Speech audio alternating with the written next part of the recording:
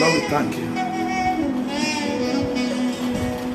Ask me, I will tell you things He has done for me.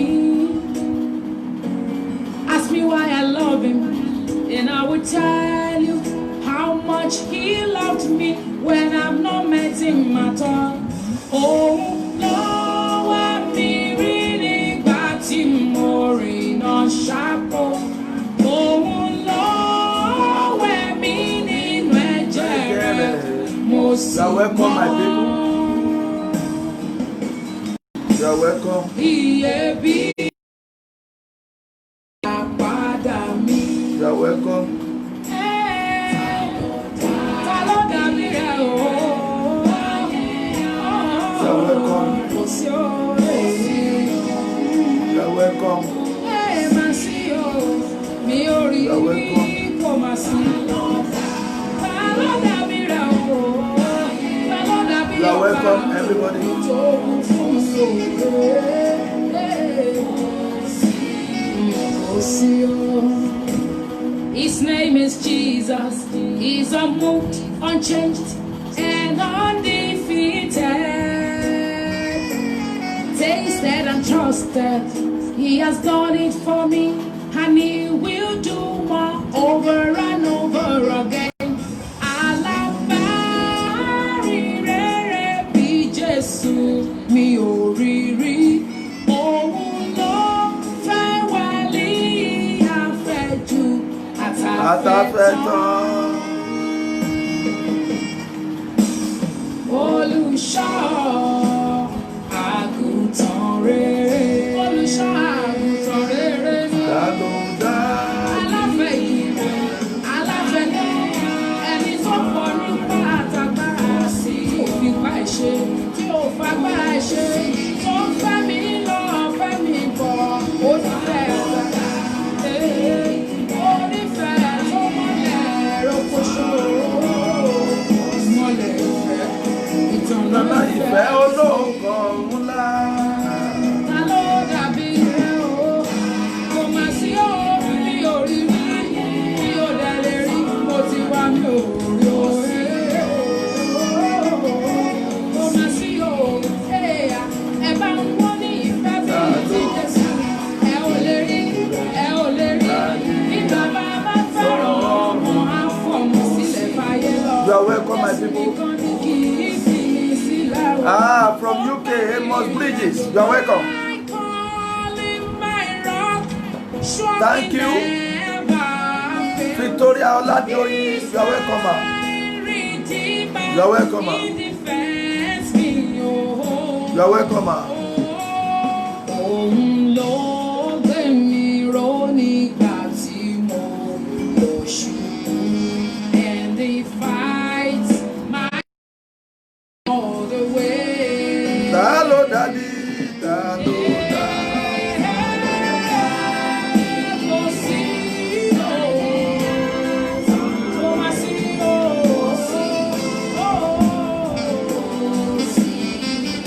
ọ̀rẹ́ bí Jésù, there's not a friend like Jesus. Yes, kò sí o, kò sí o. Mo wá mi ò. Everybody, as you are watching me, Baba Tolu Ogunla, you are welcome. Olùgbàlà tó dàbí rẹ̀. Ayé wí, irọ́ ni wọ́n pa o. Ayé sọ, ọ̀tẹ̀ ni yóò gbẹ̀yìn rẹ̀. Ìwọ nìkan lólùbámi láàyè. Kò má sí. Má sí o. Kòròdòdò. Má sí o. There is no one, Nobody like you. nobody. Begin to appreciate God wherever you are. Jesus. Begin to appreciate My Jesus. Savior. Him in your spirit.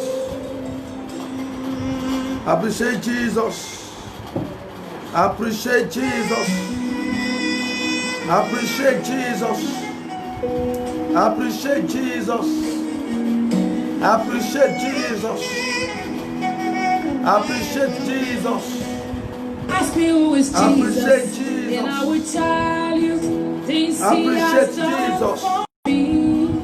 Appreciate Jesus. Ask me why I love him, and I will tell you how much. Within 2 minutes, we are starting prayer. Appreciate Jesus. You are welcome as you are watching us.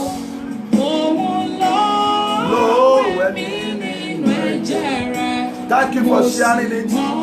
Begin to share it. Thank you. Thank you for sharing it. I appreciate all of you that you are sharing it. I appreciate you. You are welcome. You are welcome as you are sharing it. Thank you. Thank you. Thank you for sharing it. Thank you for sharing it. Thank you for sharing it. Thank you for sharing it. Thank you for sharing it.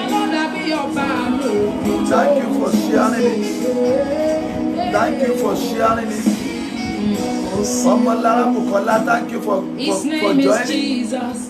Sister Remy Favor, thank you for joining and sharing it. Sharing it. Tasted and trusted. Thank you for He has sharing done it for me, and He will do more over and over again.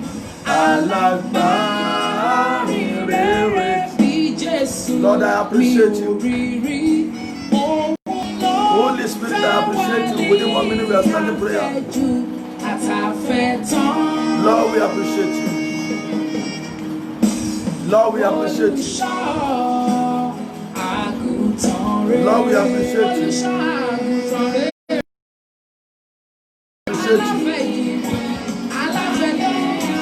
Lord, we appreciate you. Lord, we appreciate you. Lord, we appreciate you. Lord, we appreciate you. Lord, we appreciate you.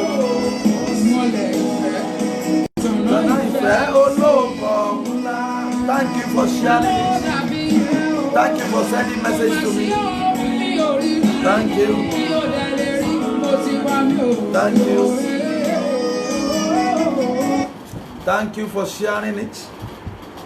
Thank you for sending messages to me. Thank you for calling me for prayers.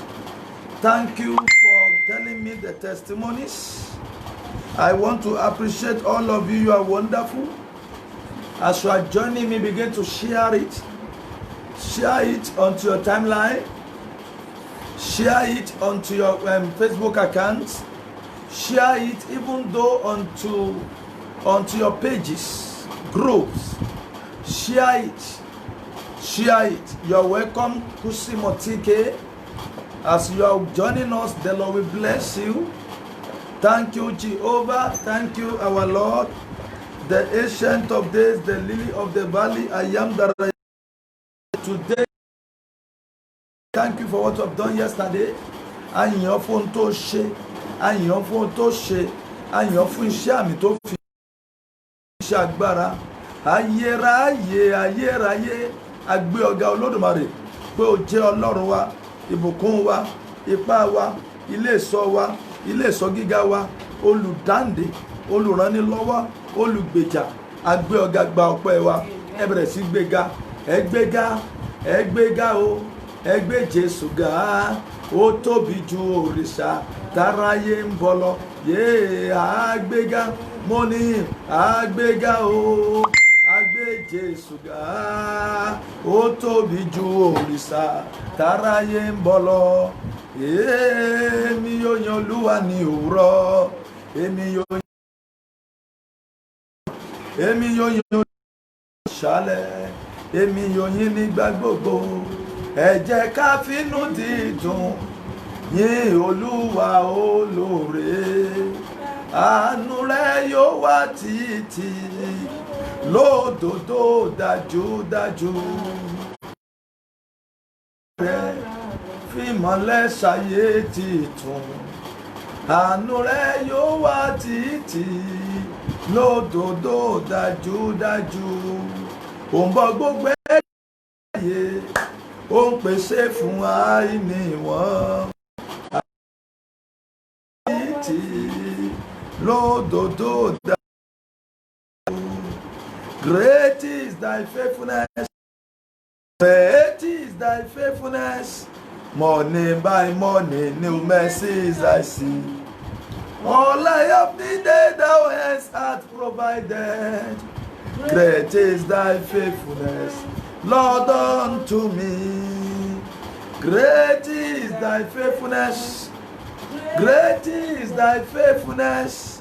Morning by morning, new mercies I see. All I have needed, thou hast provided. Great is thy faithfulness to me.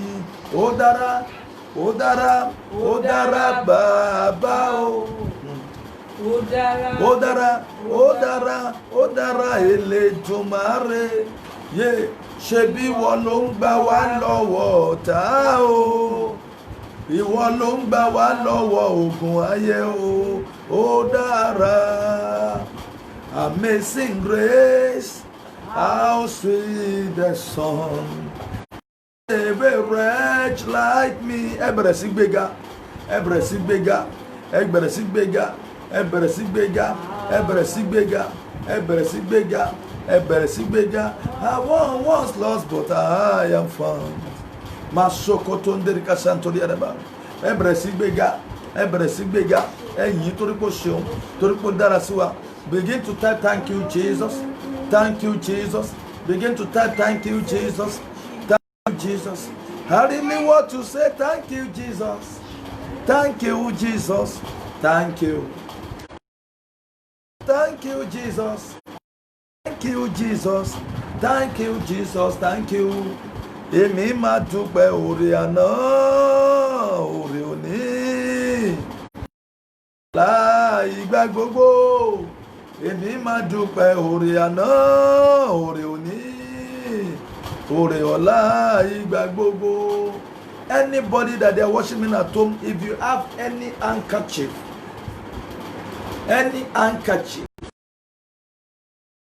either white handkerchief, if you have it, please, God asked me to do something today. Take out your handkerchief. I'm sorry I didn't tell you yesterday. I just heard the voice of God. If you have any handkerchief, let me know when you get your handkerchief. Anything like or into any color. Tàbí aṣọ tí o tó bá ṣàgẹ ó ṣẹlẹ̀. Ọlọ́run tí ó yí, Ọlọ́run tí kò yí. Is it any handkerchief tó bá ti rí kan máa sọ pé I have gotten my own. You can with me, it's with me, so I want to wait for people till I pray what God asked me to pray to that time. Don't ignore this message. Emma message Emma fojú fò kúrò. Òní máa bí ìyanu, òní máa bí ìyanu. Olúwa ní ká Ọlọ́run tí kò jẹ́ kí ogun ayé borí wa, Ọlọ́run tí kò jẹ́ ká tẹ́, Ọlọ́run tí kò jẹ́ ká ṣẹ̀sín. That does not allow you to ṣẹ̀sín. The Lord that does not allow you to succeed. Mo fẹ́ kó gbàdúrà yẹn, ó ṣe, Ọlọ́run ṣe, ó ṣe, ó ṣe, ó ṣe. You don't be disgraced. I know. I just saying that I want my people to smile. I know. The Lord that does not allow me to be disgraced. Tí ó jẹ́ kí n ṣẹ̀sín. The Lord that does not allow me to ṣe, Ọlọ́run ṣe, Ọlọ́run ṣe, Ọlọ́run ṣe, Ọlọ́run ṣe, Ọlọ́run ṣe. Àríbítí ara àbàtà. Ìwọ la tóbi jù Olúwa, Ọlọ́run mi, ìwọ ni màá sìn títí ayé mi o, àmín o, Olúwa ní kẹ́yìn o.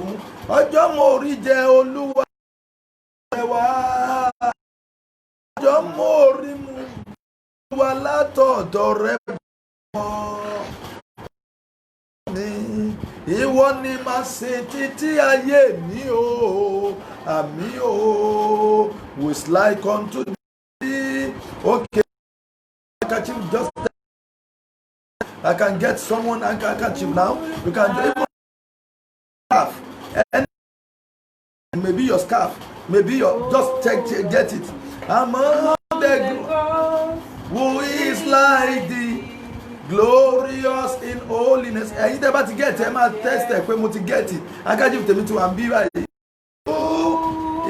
Títí gbogbo gbogbo àwọn tó ń wò mí á fi get handkerchief fún ọ ká tó wọnú àṣẹ àti ìpè tí Olúwa rán mi ò dẹ̀ ní lè ṣe mí.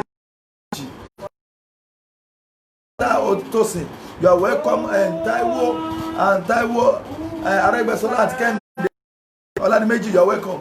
Oh Lord, among the gods, who is like Baba Woli Ajibade Olúbùnmi? I love you, sir. Thank you for joining. I love you. The Lord will iṣẹ́ yẹn máa pọ̀ sí. Ẹ wo fẹ́ràn yín, ẹ máa ga sí bàbá. Hallelujah. Who is like unto thee? Ẹ wo ìjọba rẹ̀, ẹ wo agbára rẹ̀, ẹ wo ògo rẹ̀. Yesontali gradanana meke kuturi da akatanduli grebo. Oh Lord, yeah, among the get your handkerchief, any handkerchief or scarf, just get one something, get it on ground, I just had the voice of God today, embracing, yeah, to in wonders, hallelujah. Bàbá èmi dúpẹ́ o, yé máa dúpẹ́, èmi gbóṣùbà fún ọ. Sára rẹ̀ rè, bàbá mi mo yíká. Dèdóní alákùrọ̀ tó ń derí à, bàbá wa. Tó bá ti get your handkerchief, ẹ máa test pé my handkerchief is with me. I have my own handkerchief now. So, yeah. Sára rẹ̀ rè, oh mo yíká. Torí wípé ogun táyé gbé tì nìyé ogun. Chintontonton dára tó ń tólí grada. Olúwa ní kò jẹ́ yé kó borí ẹni láyé. Ogun táyé gbé tì ìran ìlágbára. Ogun tẹ́nìyàn gbé tì ní. Yé Olúwa ní kò jẹ́ yé kó rí mi. Irun orí mi jẹ́ kìkì ahọ́n kòtò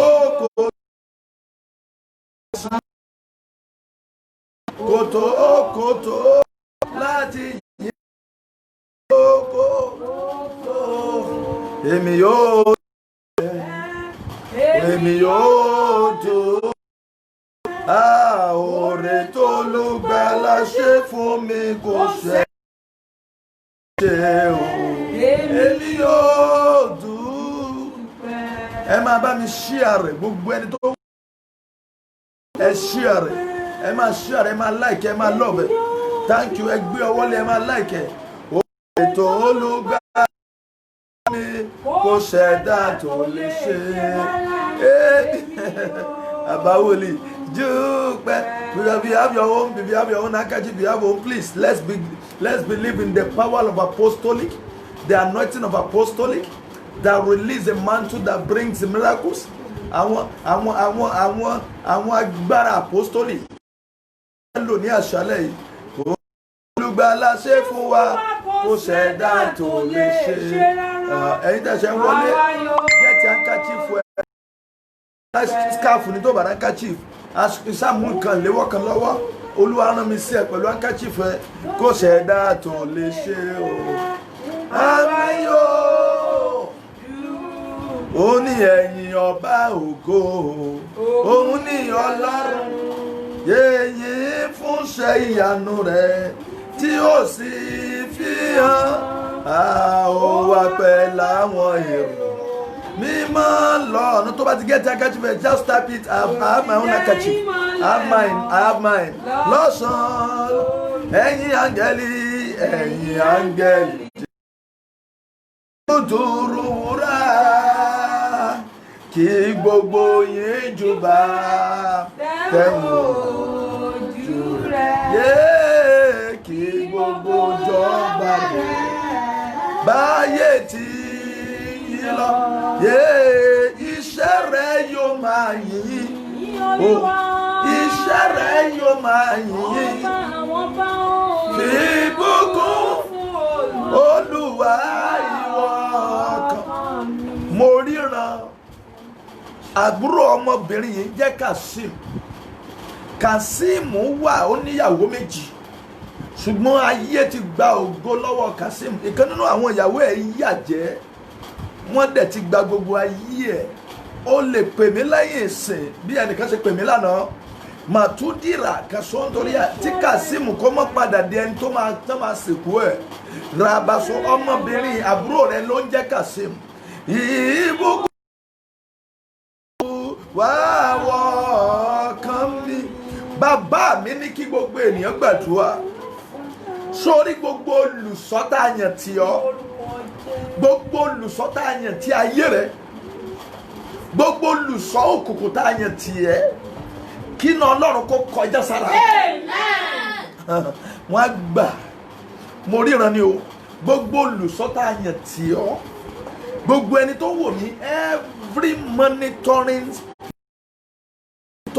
person, gbogbo olùsọ́tà àyàn tí ẹ́, gbogbo ẹni tá láti máa mọ́nítọ̀ àti rí ayé rẹ̀. Sọ tó jẹ́ péjọ́ tó bá gbàdúrà jù ló ń farahàn lójú àlá. Gbogbo olùsọ́tà àyàn tí ẹ́ kí ó kú ikú àìtọ́jọ́. Olúwa iná Olúwa, iná Olódùmarè, iná Olódùmarè. Mo ní wáyé wa wá o, wáyé wa wá tún wá sílẹ̀. Gbogbo ẹni tó ń gbọ́ mi tó ń wò mí, olùṣọ́, kí la lè pe olùṣọ́ lẹ́yìn bò? Ó kọjá monitor people. Àwọn tí wọ́n yàn tìyàn, the watcher of darkness. Àwọn tí wọ́n yàn tìyàn, àwọn tí òṣù yàn tì ọ́, àwọn tó ń bẹ wọlé tó ń bọ́ ń jáde, àwọn alamí tí èṣù yàn tọ́, every spice of darkness around you, every spice of darkness around you, around your life, around your home, around your marriages. Gbogbo olùsọ tí a yàn tiẹ̀ ṣàmì dáadáa kí iná Ọlọ́run kó jẹ wọ́n. Gbogbo olùsọ tí o dámọ̀, tí o rí ṣùgbọ́n tó rí ẹ, olùsọ tí o dámọ̀ ṣùgbọ́n tó mọ ibi tó mọjọ́ tán bí ẹ, gbogbo olùsọ tó ní dátà ayé ẹ lọ́wọ́, gbogbo olùsọ òkùnkùn nínú ayé rẹ àti ayé tèmi, iná Ọlọ́run kó run wọ́n dà. Àkúdí tẹlẹkùrọ̀ndé alákàtàríà, ó mákàdù di alátukẹ́lẹ́bà. Get your handkerchief, if you are getting my own. Marundi Seken Tori Karaba, thank you. Fast Sogba, Fumila, you have gotten your own, thank you. Maraba, get your own, get your own. For people that are just joining us, get your own handkerchief. Till when the Lord asked me to do something, to pray as a prophet, and you will see the hand of God. Makutin de likrada, olusoto jokotie, gbogbo ẹni tó sọ pé òun máa mọ́nítọ̀ ẹ, gbogbo ẹnikẹ́ni ará ilé rẹ tó ń yọ ẹ́ lẹ́nu, iná Ọlọ́run kó jẹ wọ́n. Gbogbo ọwọ́ tí a dájọ́ sórí ẹ, gbogbo ọwọ́ òkùnkùn tí a lórúkọ Jésù kó máa gbẹ̀dà. Bá Paul apostoli pé Olúwa yóò lù ọ́, ìwọ ògiri tí a kò ní ẹ fún. Gbogbo ẹni tó rojọ́ kiri lórí ọ̀rọ̀ ẹ, k'Olúwa máa lù wọ́n. Gbogbo ẹni tó wọlé elétò, anyone tó wọlé elétò, tó wọlé oníṣègùn, tó wọlé babaláwo, ẹni tó mọ̀rìn àjò rìn, lórúkọ Jésù kí Olúwa lù wọ́n. Nípa agbára jíǹde Jésù, ìpè àti májẹ̀mú o, di kàtàndàrí kàtúndàríà, ẹni tó rí owó tí ò fún ẹ, ẹni tó rí ẹ̀bùn tí ò fún ẹ, tó ní ogun lòun fẹ́ fi ta ọlọ́rẹ, ẹni tó rí owó tí ò fún ẹ, ẹni tó rí ẹ̀bùn tí ò fún ẹ, tó ní ogun lòun fẹ́ fi ta ọlọ́rẹ, lórúkọ Jésù kó kú dànù. Bokia dadunia, andu kitandar krobo, ṣe ununi akanduli kàtàndàríà. Bàbá mi mọ̀ràn mi sí èèyàn mẹ́jọ ẹ̀dẹ̀ máa ní ẹ̀rí yẹn lónìí láàrin 24 hours. Ẹ gbọ́ mi, ẹ̀yin mẹ́jọ yìí, Olúwa ní ìṣẹ̀dá yín wà ní aginjù, ìṣẹ̀dá yín wà ní ọ̀nà tó jìn. Mi ìmọ̀ bá ṣe fẹ́ ṣe lálẹ́ yìí, wàá gbàdúrà gbogbo bíkíbi tí ìṣẹ̀dá Akóredé wà. Ìṣẹ̀dá ẹ wà ní ọ̀nà tó jìn. Ìṣẹ̀dá mi jáde kúrò láginjù, nínú àhámọ́, nínú ẹ̀mí. Ẹ wò, ayé yàtọ̀ sí spiritual realm. When God reveals what is happening in the spiritual realm, you will never toy with prayer. You will never toy, you will never play with your prayers. Tí Ọlọ́run bá fi àṣírí tó ń ṣẹlẹ̀ nínú spirit realm hàn, wò mí, wàá yarí gbàdúrà. Olúwa ní kí gbogbo ènìyàn gbàdúrà yìí kí n tó tẹ̀síwájú. wà máa ní gbogbo kíbi tí ìṣẹ̀dá mi wà nínú ibi tí a fi ìṣẹ̀dá mi pamọ́ sí. Mo rí ẹ̀yin mẹ́jọ nínú ẹ̀yin tẹ́ ń wò mí yìí, mo rí pé ẹ wà ní agijù tó jìnnà. Mo rí pé wọ́n rán bí àtọ́ máa rán ìṣẹ̀dá èèyàn lọ síbi oko àlọ́ọ̀dé, wọ́n rán lọ sínú ogun àlọ́ọ̀dé. Ìṣẹ̀dá mi padà kúrò lágijù. Ìṣẹ̀dá mi níbi tí ayé fi ọ́ pamọ́ sí. My destiny come out by fire, by force. Shall we pray? Father, in the name of Jesus, my destiny come out from the wilderness. My destiny come out from the wilderness. My destiny come out from the wilderness. My destiny come out from the wilderness. My destiny come out from the wilderness. Àyànmọ́ mi jáde kúrò ní agijù tí ayé fi ọ́ pamọ́ sí. Jáde kúrò ní agijù tí ayé fi ọ́ pamọ́ sí. Come out from the wilderness that the devil has put you. Come out from the cage. My destiny come out from the cage. Pray that prayer very well. Pray that prayer very well. Ṣẹ̀dá mi jáde ní agijù. Meliata kurede senkradulia. Me pekrote ketendelikra satoria. Just Olúwa wa. Wilderness wasted people's destiny. Wilderness wasted people's time. Wilderness wasted people's life. I want you to pray that prayer very well. Ìṣẹ̀dá kórede jáde kúrò ní agijù àhámọ́. Jáde kúrò nínú àhámọ́ tí a fi ọ́ sí. Wọ́n ẹ má fi àdúrà ìṣeré ẹ̀yin tẹ́ làdúrà yẹn dẹ̀ máa lẹ́rìí ẹ̀. Ìṣẹ̀dá kórede jáde kúrò nínú àhámọ́. Get out from the wilderness. Come out from the cage. My destiny, my head, my life. Come out from the cage. Pray, Father, in the name of Jesus. Ọlọ́run ìṣẹ̀dá kórede jáde kúrò nínú àhámọ́, nínú àtìmọ́lé tí ayé fi ọ́ pamọ́ sí. Ìṣẹ̀dá mi jáde, ìṣẹ̀dá mi jáde, ìṣẹ̀dá mi jáde nínú àtìmọ́lé tí ayé fi ọ́ pamọ́ sí, tí ènìyàn rán ọ lọ, tí òkùnkùn rán ẹ lọ. Ìṣẹ̀dá mi jáde. My destiny come out from the dungeon, from the cage. Pray that prayer very well.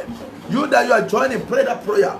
My destiny come out from the akaduriada. Me kradunse ketenderi kata. Me krakusontori karakas. Dile ketenderi krada. Me kesontori kakasindori darua. Ìṣẹ̀dá mi jáde kúrò lágijù. O ma kasontori kraba. Ma papa kasontori kasa. O me keke tondori adadua. Ìṣẹ̀dá mi jáde kúrò lágijù. Ma sontori krada. Jáde kúrò lágijù. Jésù Olúwa wa. Ẹ pariwo. Ẹ wo ogun tí ayé gbé wọ̀ mí. Ẹ wo ìpọ́njú tí ayé gbé wọ̀ mí. Ẹ wo ìṣòro tí ayé gbé wọ̀ mí. Every garment of penury, garment of sorrow, garment of trouble, garment of poverty, garment of barrenness, I tear them in the name of Jesus. I tear them. Every garment of that penury in my life, I tear them. I begin to tear them. As you see, the way I gbé wọ̀ mí, àwọn aṣọkáṣọ tí ayé gbé wọ̀ mí, tó gbé wọ̀ ẹ̀mí, ìgbé ayé ẹ̀mí. Ó yá mo fà wọ́n ya àdúrà ní orúkọ Jésù. Gbogbo aṣọkáṣọ, gbogbo ìdèkídè tí wọ́n gbé wọ̀ mí, I tear them. Lórúkọ Jésù Kristi, mo fà ya gbogbo aṣọ ìpọ́njú, gbogbo aṣọ ìdíwọ́, gbogbo aṣọ ogun ní orúkọ Jésù Kristi. Mo fà ya, mo fà ya, mo fà ya, mo fà ya, mo fà ya, mo fà ya, mo fà ya, mo fà ya, mo fà ya. Gbogbo aṣọ káṣọ tó gbé wọ̀ mí, gbogbo aṣọ tí Èṣù gbé wọ̀ mí, mo fà ya. In the name of the Father, the Son, and the Holy Spirit. Alukrete ketendeli klatakaka niklakadula. Mama kapaka santarika dakansotorika da. In the name of the Father, of the Son, and of the Holy Spirit. Afẹ́ wọnú gbàmùgbàmù àdúrà. Mo fàyà ní orúkọ Jésù Kristi. Mekese ketendeli akalakraba. Makaka sontoli galakaturada. Jésù. Amen. Don't forget, get your handkerchief on ground. The Lord said we should pray. And I want now I said it's a deliverance prayer. We need mercy for deliverance. We need mercy for breakthrough. We need mercy for blessing. Receive mercy. Amen. Receive glory. Amen. Receive mercy. Amen. That will go. Amen. That no. Amen. Wọ́n mi afẹ́ lọ gbàdúrà lórí ìdìde dúró. Ẹ̀mí ogun ayé ṣòfò. Amen. Wọ́n mọ̀ fi àdúrà ìṣeré ẹ máa bá mi share gbogbo ẹni tẹ́ máa share yẹn. God bless you. God bless you as you are sharing it. So there are some people they will share it. Post ẹ lórí watch party. Mo máa rí wọ́n á tún host ẹ. Amen. As you are hosting it. God bless you as you are doing. Jọ wọnú àdúrà. Jọ ìrántí mo rí ilé díẹ̀. Ẹ̀mí ẹnìkan fẹ́ jábọ́. Ọlọ́run fẹ́ pa ẹnìkan nítorí ọ̀rẹ́ lálẹ́ yìí. Are you ready? Yes, sir. Ọlọ́run fẹ́ gbẹ ẹnìkan máa lọ sí dìde.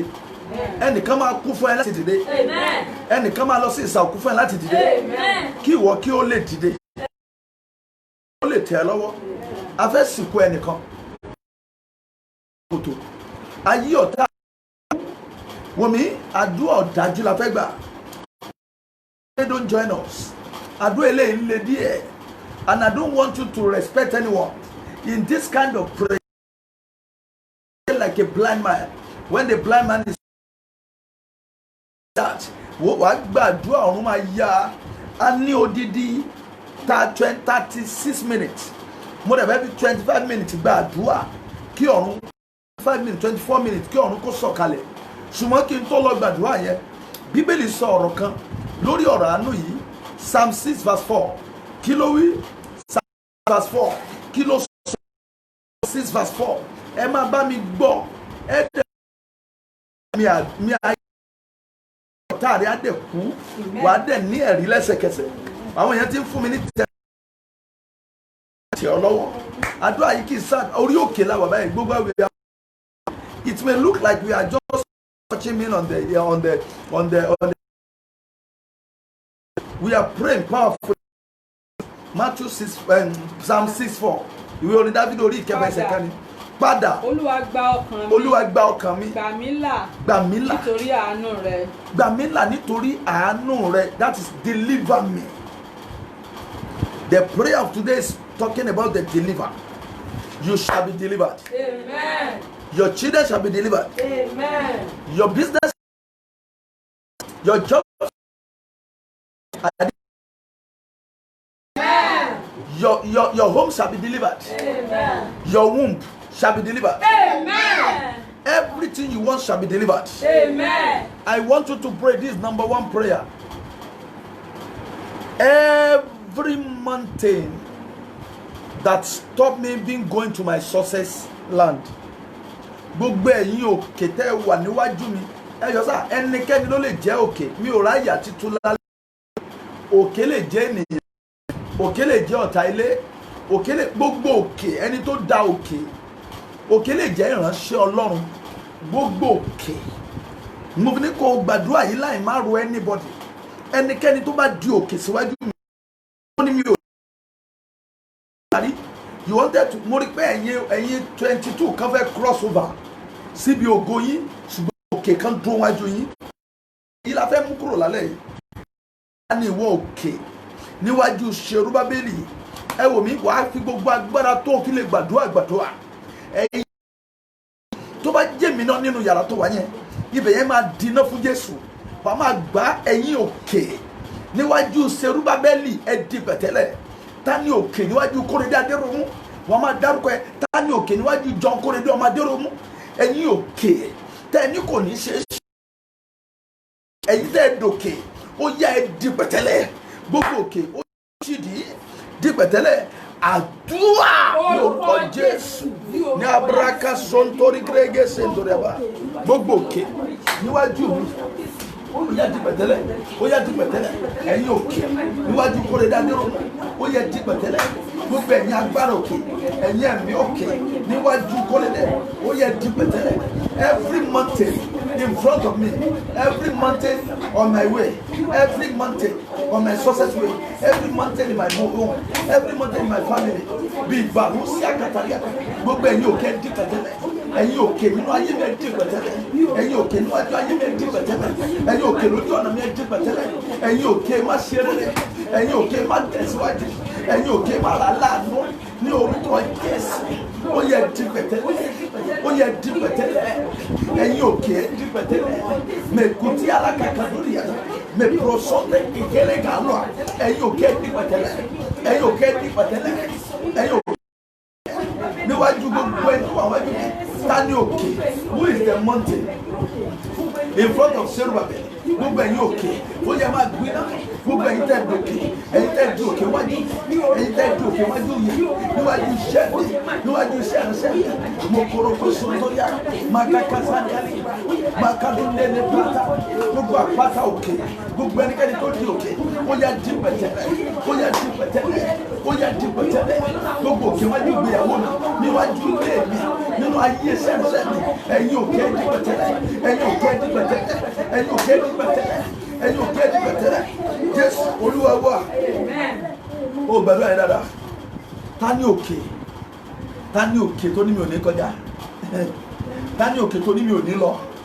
Ta ni òkè wájú ìgbéyàwó mi? Ta ni òkè níwájú ilé mi? Ta ni òkè lójú ọ̀nà ìyanu mi? Ta ni òkè lójú ọ̀nà ògo mi? Ta ni òkè lójú ọ̀nà ìtẹ̀síwájú mi? Ta ni òkè níwájú iṣẹ́ mi? Ọmọbìnrin kan níbi iṣẹ́ rẹ̀ lẹ́nìkan ti dìde tó lóun máa yọ ẹ́ lẹ́nu. Òkè ni gbogbo ẹni tó yọ ẹ́ lẹ́nu níbi iṣẹ́ kí mo pè òkè. Gbogbo ẹni tó yọ ẹ́ lẹ́nu níbi iṣẹ́ kí mo pè òkè. Ta ni òkè níwájú iṣẹ́ mi? Ta ni ẹni náà tó ní kò ṣeé ṣe? Ta ni òkè tí mò ń rí lójú àlá? Ta ló di òkè? Ta ló di àpáta? Bíbélì pé ta ni òkè níwájú Ṣerúbábélì? Gbogbo ẹ̀yin òkè níwájú mi, ó yẹ di pẹ̀tẹ́lẹ̀, ó yẹ máa gbiná, ẹ máa fọ́ tútù. Gbogbo ẹ̀yin agbára òkè, àdúrà ní orúkọ Jésù, ní orúkọ Jésù. Gbogbo ẹ̀yin òkè níwájú èmi kò lè dé, ó yẹ máa fọ́ tútù. Ẹ̀yin agbára òkè, ẹ̀yin àṣẹ òkè, ó yẹ máa fọ́ tútù, ó yẹ máa fọ́ tútù, ó yẹ máa fọ́ tútù. Gbogbo ẹ̀yin òkè níwájú èmi kò lè dé adéròmù, ìbárùdí àtàkàtàlẹ̀, mèkèdè àkàsọ́ndòrí rà, ó yẹ máa fọ́ tútù. Gbogbo ẹ̀yin ẹ̀mí òkè, gbogbo ẹ̀yin ìjọba òkè, gbogbo ẹ̀yin ọwọ́ òkè, gbogbo ẹ̀yin agbára òkè, ó yẹ máa fọ́ tútù. Gbogbo ẹ̀yin ẹ̀mí òkè, gbogbo ẹ̀yin òkè níwájú ìjọba rẹ̀kwátálíkàdá, níwájú ògo mi, níwájú ayọ̀ mi, níwájú ìbùkún mi, ẹ̀yin òkè máa gbiná, ó yẹ máa gbiná, ó yẹ máa gbiná, ó yẹ máa gbiná, ó yẹ máa gbiná, ó yẹ máa gbiná, ó yẹ máa gbiná, ó yẹ máa gbiná, ó yẹ máa gbiná. Gbogbo òkè níwájú rẹ̀ mi, níwájú ayọ̀ mi, ó yẹ máa gbiná.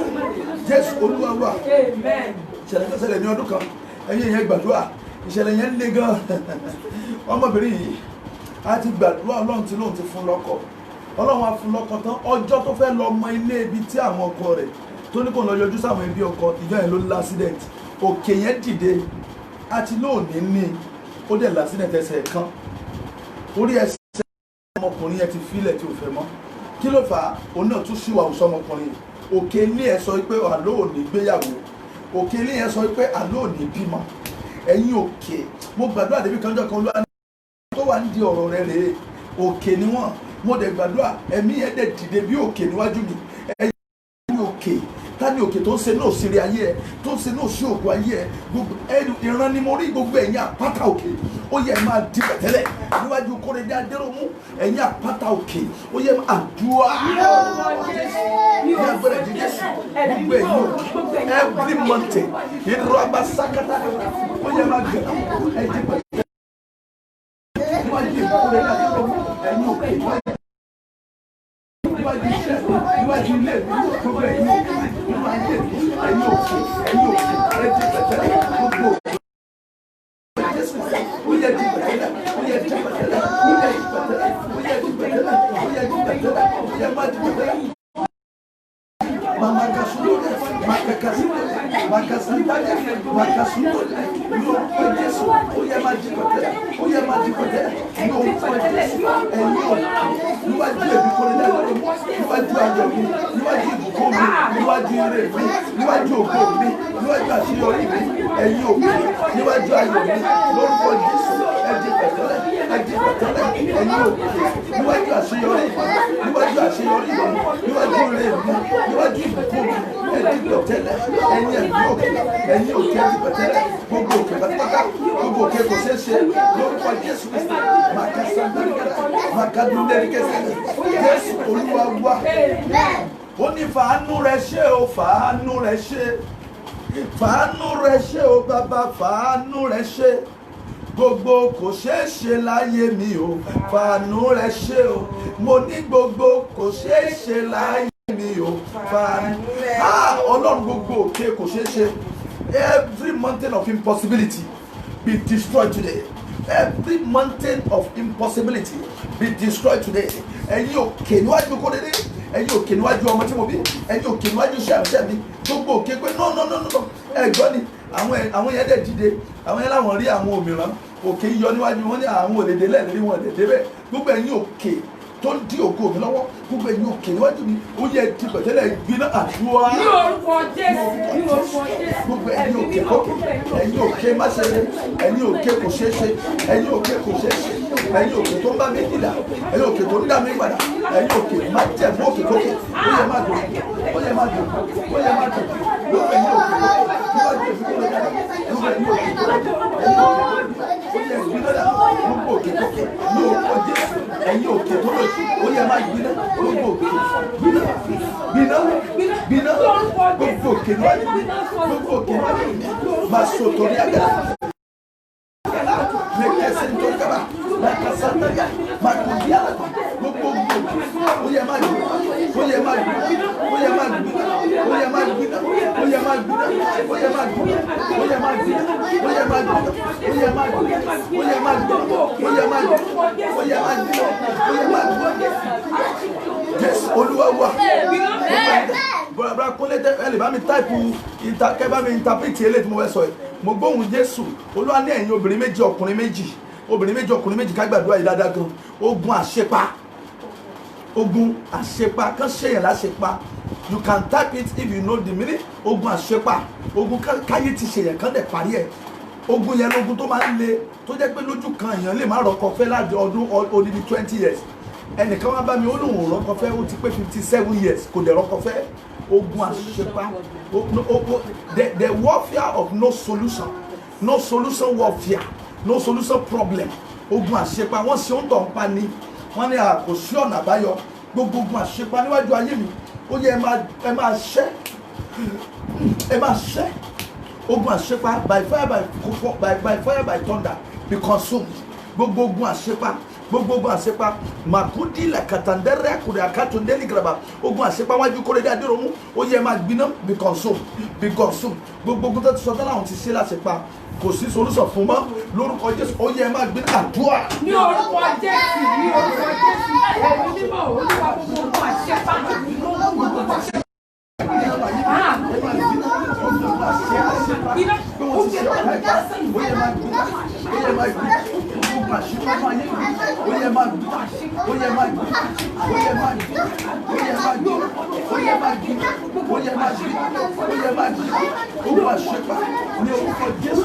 ogun tí mo gbé wá èmi kò ní gbé lọ lórúkọ Jésù wọ́n gbé kọ̀tà mi lọ ogun àṣepa ó yẹ má gbé ogun àṣepa ní orúkọ Jésù ogun àṣeni láṣepa ó yẹ má gbé ó yẹ má gbé ó yẹ má gbé ó yẹ má gbé ó yẹ má gbé ó yẹ má gbé ó yẹ má gbé ó yẹ má gbé ó yẹ má gbé ní orúkọ Jésù ogun àṣepa ó yẹ má gbé ní orúkọ Jésù ogun àṣepa nínú ayé Kórédé ogun àṣepa láyé mi ó yẹ má gbé ogun àṣepa ìgbìnà ogun àṣepa ìgbìnà ogun àṣepa ìgbìnà ogun àṣepa ó yẹ má gbé ogun àṣepa ó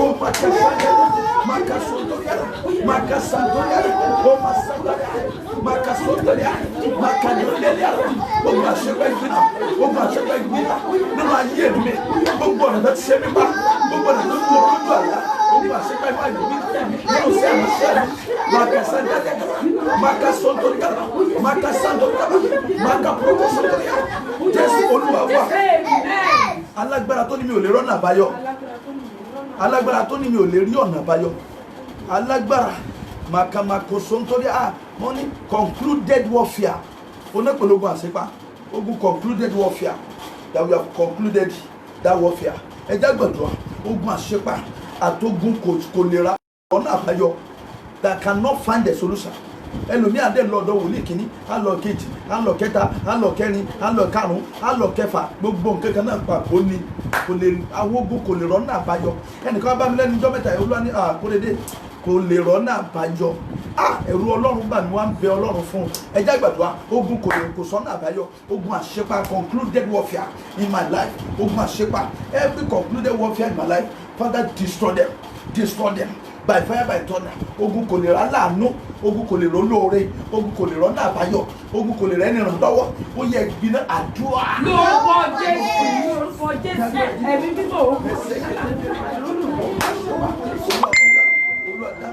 ogun àṣepá láyé olúwa dáná sí ogun àṣepá in the name of the Father, of the Son and of the Holy Spirit. ogun àṣepá olúwa mọ́lẹ̀ olúwa yẹ ogun àṣepá olúwa mọ́lẹ̀ olúwa mọ́lẹ̀ olúwa mọ́lẹ̀ olúwa mọ́lẹ̀ olúwa mọ́lẹ̀ olúwa mọ́lẹ̀ ogun àṣepá olúwa mọ́lẹ̀ ní orúkọ Jésù olúwa mọ́lẹ̀ olúwa mọ́lẹ̀ olúwa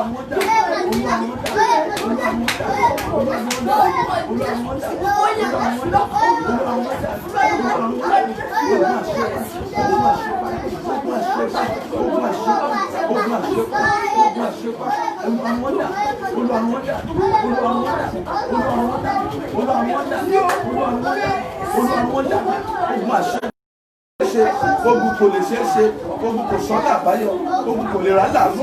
Olúwa wọ́n dà, Olúwa wọ́n dà, Olúwa wọ́n dà, Olúwa wọ́n dà, Olúwa wọ́n dà, Olúwa wọ́n dà, Olúwa wọ́n dà. Jésù Olúwa wà. Ẹni tó di agbami omi, gbogbo ẹni tó di omi ní àkókò ìrékọjá sínú ògo mi. Gbogbo ẹni tó di kíni, tó di ẹnìkan ló ní ìran yẹn, ó dẹ̀ máa ń lálàá tó bá ti fẹ́ wà kàn rí omi yẹn lójú ọ̀nà kò ní jẹ́ o lọ síbi tó ń lọ. Gbogbo ẹni tó di agbami omi, wàá máa wá bíìtì, wàá máa wá tó gbà kọjá. Gbogbo agbami omi lójú ọ̀nà, gbogbo canal, yes, every canal, every spirit of canal, every rivers that block me from going to my Canaan land, every canal, every rivers, gbogbo àwọn omi agbami omi tó dí mi lọ́wọ́ àti rékọjá sílẹ̀ ògo mi, gbogbo agbami omi, gbogbo àwọn agbami omi ẹ̀mí òkùnkùn ní mo rí yìí, gbogbo àwọn ẹ̀mí òkùnkùn omi tó dúró pé mi ò ní kọjá, tó jẹ́ pé tí ma ti fẹ́ kọjá màá kàn rí pé gọ́tà wà ní, màá kàn rí pé omi wà ní. Olúwa dáná sun wọ́n lálẹ́, destroy them totally. Shall we pray by fire? Gbogbo àwọn agbami omi ní orúkọ Jésù. Olúwa dáná sun, Olúwa dáná sun, Olúwa dáná sun, Olúwa dáná sun, Olúwa dáná sun. Gbogbo àwọn agbami omi ní orúkọ Jésù. Olúwa dáná sun, Olúwa dáná sun, Olúwa dáná sun, Olúwa dáná sun, Olúwa dáná sun. In the name of the Father, the Son, and the Holy Spirit.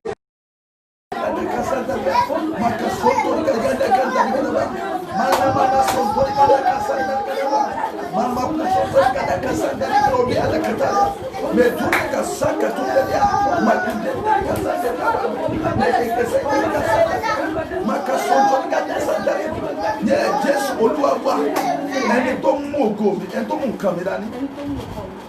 Whatsoever hand do hold my blessing, whatsoever hold my glory, whatsoever hold my success, whatsoever hold my child, whatsoever hold my blessing, whatsoever anybody, gbogbo ẹnikẹ́ni tó gbá ire mi mú, tó lò ní sọ́lẹ̀, Olúwa dáná pa.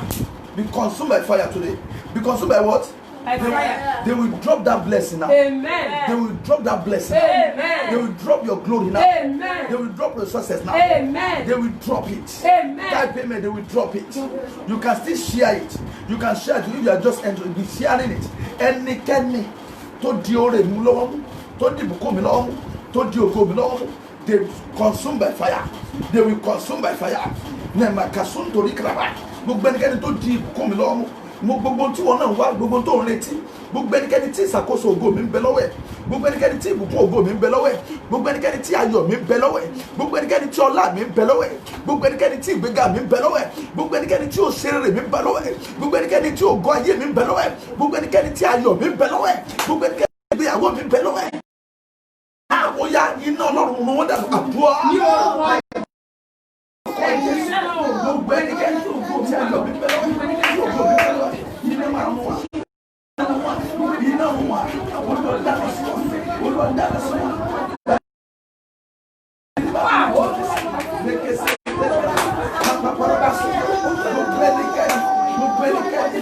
ayọ̀ mi ń bẹ lọ́wọ́ ẹ̀, tí ìbùkún mi ń bẹ lọ́wọ́ ẹ̀, tí ògo mi ń bẹ lọ́wọ́ ẹ̀, tí ìrìn ayé mi ń bẹ lọ́wọ́ ẹ̀.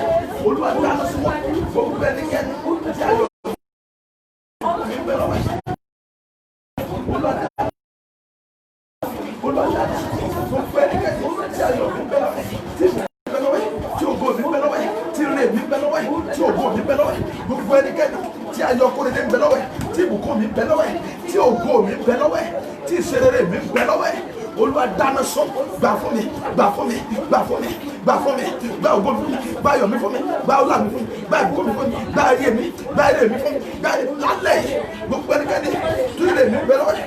Olúwa dáná sọ Jésù Olúwa wa, Olúwa gbà ire mi fún mi lálẹ́. Release my glory for me, release my success for me, release my Ọlọ́run gbà ire mi fún mi. Gbogbo tó fẹ́ yẹn máa gbà báyìí, mo gbà ire mi. I receive my glory, I receive my success, I receive my honor, I receive my glory. Begin to pray, begin to pray. Father, in the name of Jesus, mo gba ire ayé, mo gba ògo mi, mo gba ìbùkún mi, mo gba ayọ̀ mi, mo gba iṣẹ́ mi, mo gba ìṣeré mi, mo gba ìṣeré mi, mo gba ìṣeré mi. Ní orúkọ Jésù, in the name of the Father, of the Son, and of the Holy Spirit, make a safe glory flag, make a declaration, make a nation glory flag. Madapu make a tẹ̀síà, mo gba ayọ̀ mi, mo gba ìbùkún mi, mo gba ìṣeré mi, mo gba ìgbédìde mi, mo gba ògo mi, mo gba oríire mi, mo gba ayọ̀ mi, mo gba ìtẹ̀síwájú mi, mo gba ìṣeré mi, mo gba ayọ̀ mi, mo gba ayọ̀ mi, mo gba ayọ̀ mi, mo gba ayọ̀ mi, mo gba ayọ̀ mi, mo gba ayọ̀ mi, mo gba ayọ̀ mi, mo gba ìbùkún mi ní orúkọ Jésù. Oríire mi dé, ayọ̀ mi dé, ire mi dé, mo gba oríire mi. Bẹ̀rẹ̀ sí gbà, claim your success, claim your blessing, claim your glory, claim your success, claim your blessing. Begin to claim it. Mo gba ayọ̀ mi, mo gba ìbùkún mi, mo gba oríire mi ní orúkọ Jésù. Ìran bí ò lè ṣẹ lórí mi, àlá bí ò lè ṣẹ lórí mi ní orúkọ Jésù. Jésù Olúwa wa. Mo pa ní gbogbo ìran bí ò ní ṣẹ lórí ẹ, àlá bí ò ní ṣẹ lórí ẹ. You cancel the bad dream, you cancel the bad revelation, you cancel the gbogbo ìran bí àlá bí ò gbọdọ̀ ṣẹ lórí ẹ, kò gbọdọ̀ ṣẹ lórí òkú. Gbogbo ìran bí àlá bí ò gbọdọ̀ ṣẹ lórí ẹ. Begin to cancel them. Shall we pray? Father, in the name of Jesus. Aláàbí àti ìrànlẹ́bí kò gbọdọ̀ ṣẹ lórí, aláàbí kò gbọdọ̀ ṣẹ lórí, kò ní ṣẹ lórí, kò ní ṣẹ lórí ọmọ, kò ní ṣẹ lórí mi, aláàbí ìrànlẹ́bí ò ní ṣẹ lórí mi. Gbàdúrà ìdáadáa, gbàdúrà ìdáadáa. Aláàbí àti ìrànlẹ́bí ò ní ṣẹ lórí mi, aláàbí àti ìrànlẹ́bí ò ní ṣẹ lórí mi. Ní orúkọ Jésù Kristi, mẹ́kẹ́ sotori gẹ́gẹ́gẹ́gẹ́gẹ́ bá máa dálé akọ́tọ̀ ń dẹ́rẹ́ akásán dálé rẹ̀. Aláàbí àti ìrànlẹ́bí ò ní ṣẹ lórí mi. Ní orúkọ Jésù Kristi, máa bá kásán torí abúlé bàbá sandálé. Make it to Rabba Sontoriaba, Alabi Shalom, Yarabi Shalom, Alabi Shalom, Yarabi Shalom, you are Jesus. She will not take me. She will not talk of me. She will not tell you coming. She will not tell you coming. She will not tell you coming. She will not tell. I need you to open the book of remembrance. Oriaka to Diaraka Prodoria. As you are watching me, I pray for all of you. The Lord will open the book of remembrance. Amen. Ìwé ayọ̀ Ọlọ́run á ṣí kan yín. Amen. Wòmí àwọn ẹgbẹ́ rẹ ló ń lówó lọ́wọ́, àwọn ẹgbẹ́ wa ló ń ga ló ń lo nǹkan ńlá. Ìwé ògo ńlá Ọlọ́run á ṣí kan wá. Amen. Wà á gbàdúrà Olúwa ṣíwé ìrántí ògo kan mi. Ṣíwé ìrántí ayọ̀ ńlá kan mi. Ṣíwé Lord, today is my day. Remember me, O Lord. Deliver me by your mercy. Deliver me by your mercy. Deliver me by your mercy. Shall we pray? Father, in the name of Jesus. Ṣíwé ìrántí ògo. Ṣíwé ìrántí ayọ̀ kan mi. Ìwé ìrántí ògo Olúwa ṣí kan mi. Ṣíwé ìrántí ògo kan mi. Ṣíwé ìrántí ayọ̀ kan mi. Ṣíwé ìrántí ìbùkún kan mi. Ṣíwé ìrántí oríire kan mi. Ṣíwé ìrántí ìgbéga kan mi. Ṣíwé ìrántí ayọ̀ kan mi. Ṣíwé ìrántí ìgbéga kan mi. Ṣíwé ìrántí ìgbéga kan mi. Ṣíwé ìrántí ayọ̀ kan mi. In the name of the Father, of the Son, of the Holy Spirit. Ṣíwé ìrántí kan mi. Ṣíwé ìrántí ayọ̀ kan mi. Ṣíwé ìrántí ògo kan mi. Ṣíwé ìrántí ìgbédìde kan mi. Ìwé ìrántí oríire. Ìwé ìrántí ọlá. Ìwé ìrántí ayọ̀ náà. Ìwé ìrántí ìtẹ̀síwájú. Ṣí kan mi. Ṣí kan mi. Ṣí kan mi. Ṣí kan mi.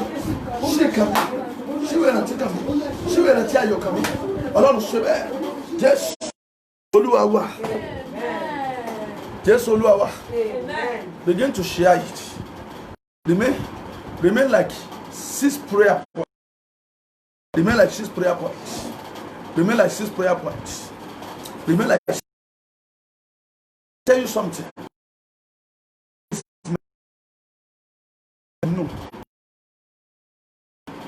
Ayé mi nílò àánú. Ẹ wá sọ fún Ọlọ́run kí ọ̀run ìrànlọ́wọ́ fún mi. Ọ̀run kí mo. Can you help yourself? Can you help yourself? I want you to cry. Olúwa ṣíwé ìrántí ìrànlọ́wọ́. Divine help, O Lord. Do my own. Answer me in a miserable way with a great mercy. Ṣíwé ọ̀run ìrànlọ́wọ́. Ṣíwé ọ̀run ìrànú. Ṣíwé oríire kan mi.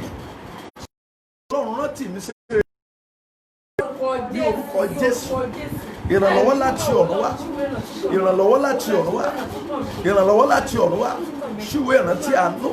Ṣíwé ìrántí ìrànlọ́wọ́.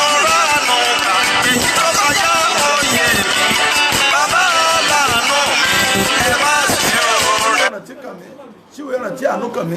Ṣíwé ìrántí ògo kàn mí. Ṣíwé ìrántí oríire kàn mí. Ṣíwé ìrántí àṣeyọrí kàn mí. Ìwé ìrántí àṣeyọrí. Ìwé ìrántí ìgbédìde. Ọlọ́run ṣì kàn mí. Ọlọ́run ṣì kàn mí. Ọlọ́run ṣì kàn mí. In Jesus' mighty name we pray. Amen. Everything that is hinder my prayer be consumed. Everything that is what? Hinder my prayer be what? Anyone that is hinder my prayer be consumed. Shall we pray? Father, in the name of Jesus. Anyone that is hinder my prayer be consumed by fire, by thunder. Be consumed by fire, by thunder. Anyone that is hinder my prayer be consumed by fire, by thunder.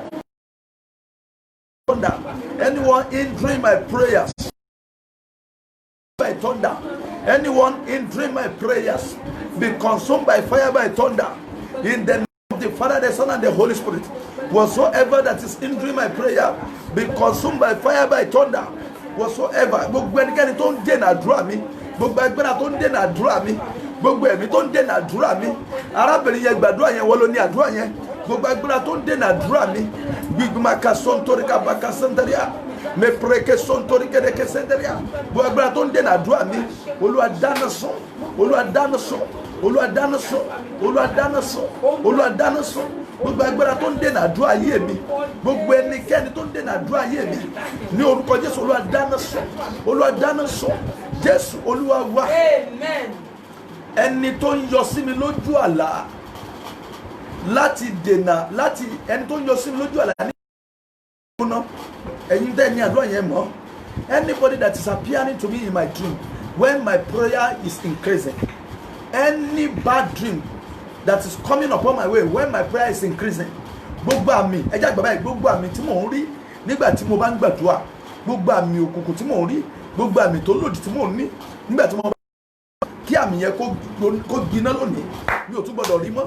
Gbogbo àmì ọ̀tá tí mò ń rí nígbà tí mo bá ń gbàdúrà, gbogbo àmì kàmì tí mò ń rí nígbà tí àdúrà bá ń pọ̀ lórí, tí mo bá ń gbàdúrà, tí mo bá ń retí ire, nígbà tí mo bá ń retí ògo, kí àmì yẹn ó gbiná.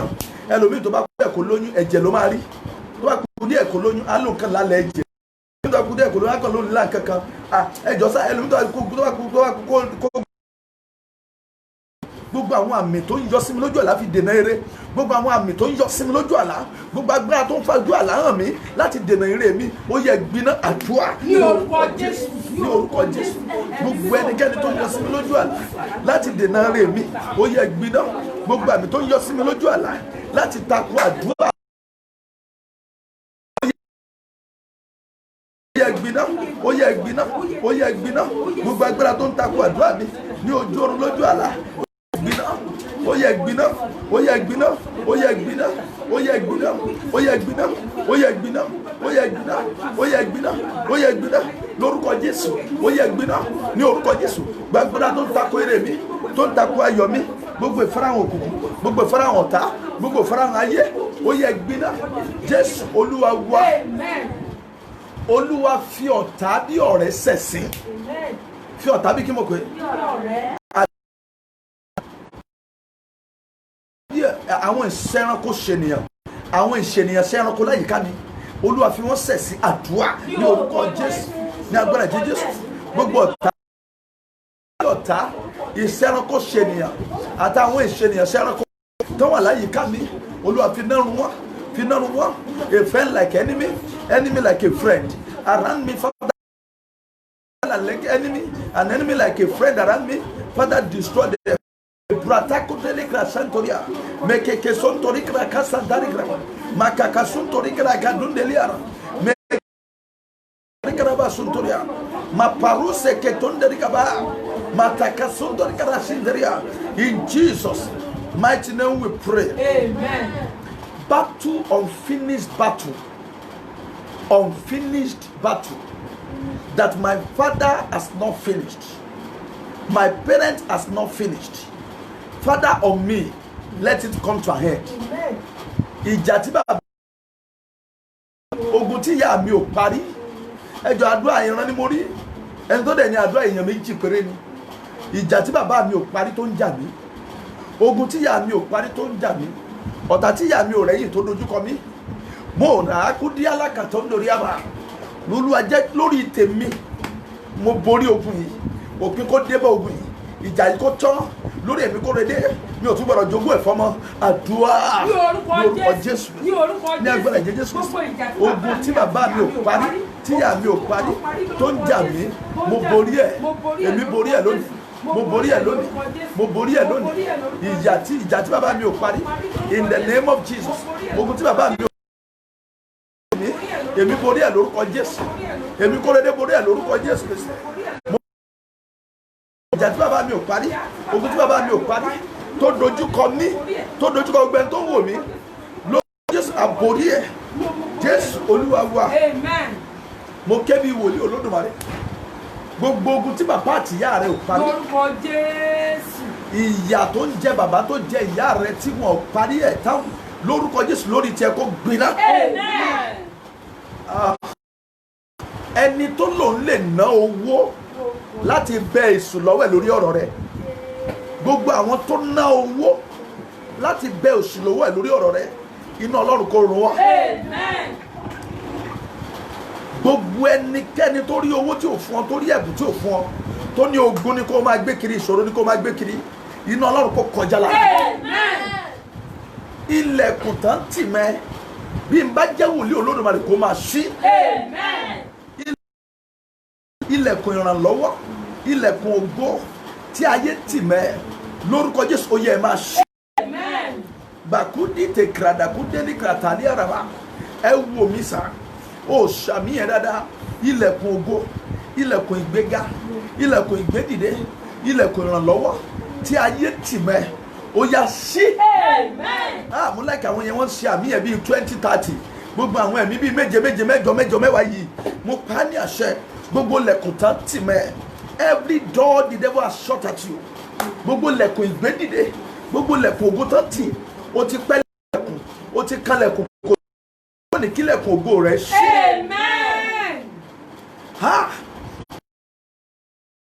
Ilẹ̀kùn ìgbédìde láti ilẹ̀kùn glory international connection ó yá ṣí.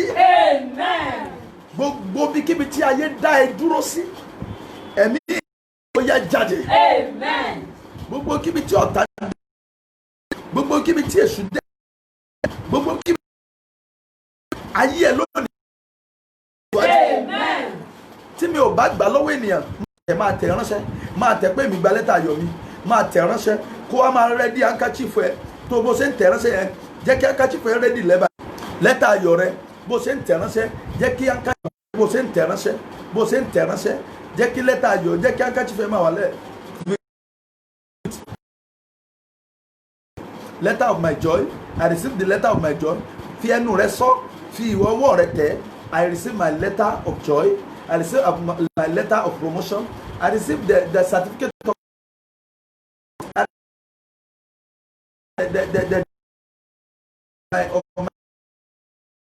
my day that I'm going to birth. I receive the confirmation of my pregnancy. Ratukala, Nakurada Katunda, Ongranakudu Nodokoto, Mekrada Lulukolokotola, begin to receive, begin to receive, begin to receive, begin to receive, begin to receive. As from today, no delay, no more delay, no more delay, no more delay, no more delay, no more delay, no more delay. In the name of the Father, I say no more delay. I say no more delay. I say no more delay. Are you receiving it? Yes, sir. Are you receiving it? Yes, sir. Are you receiving it? Are you receiving it? Are you receiving it? Receive your letter. Receive your letter. Receive your blessing. In Jesus' mighty name we pray. Amen. Praise God.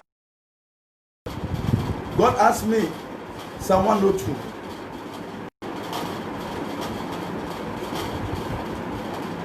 Raise your handkerchief. Begin to Psalm 102.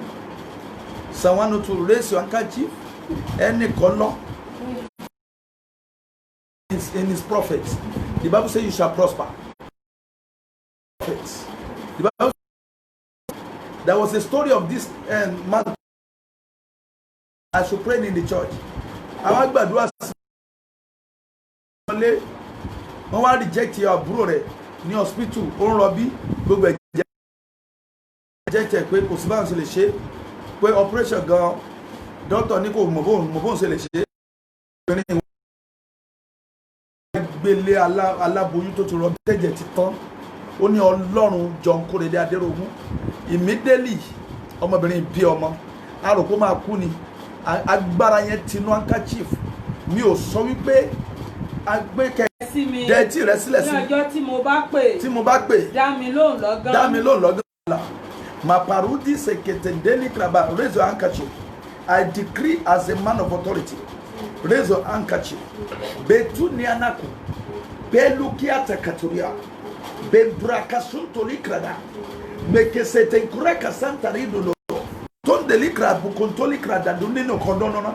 Every impossibility in your life, as from today, has become possible. Amen. Gbogbo kò ṣeé ṣe tí mi ò bá gbà lọ́wọ́ ènìyàn bí wòlíì Olódùmarè nínú ayé lónìí ó ṣeé ṣe. Amen. Mo rán àṣẹ sínú handkerchief yẹn. Gbogbo kẹ́ni tó wojú Ọlọ́run for the child, you are looking for the child, you are expecting God for fruitfulness. I release upon the mountain and the authority of God upon my life. I release by the auction of the Holy Spirit. Àṣẹ tinú agbára ìpè yìí jáde. Ìwà handkerchief yẹn ó yá gba iṣẹ́ ìyanu. Amen. Àṣẹ àmì àti iṣẹ́ ìyanu ni mo rán sínú aṣọ ọwọ́ ẹ̀ yẹn.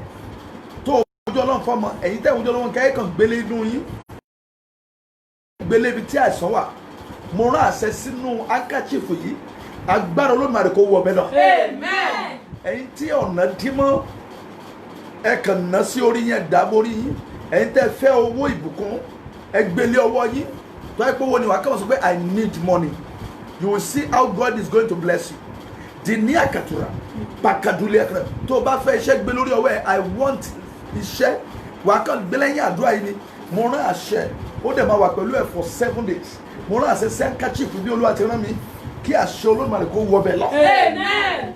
Ogun ayé ẹ ṣẹ. Amen. Ìlérí ṣẹ fún ẹ. Amen. Bẹ́ẹ̀ ni kó rí. Amen. Take out your prayer request. Take out your prayer request. Take out your prayer request. Rabba Sokoto de Kredeke de ala brada.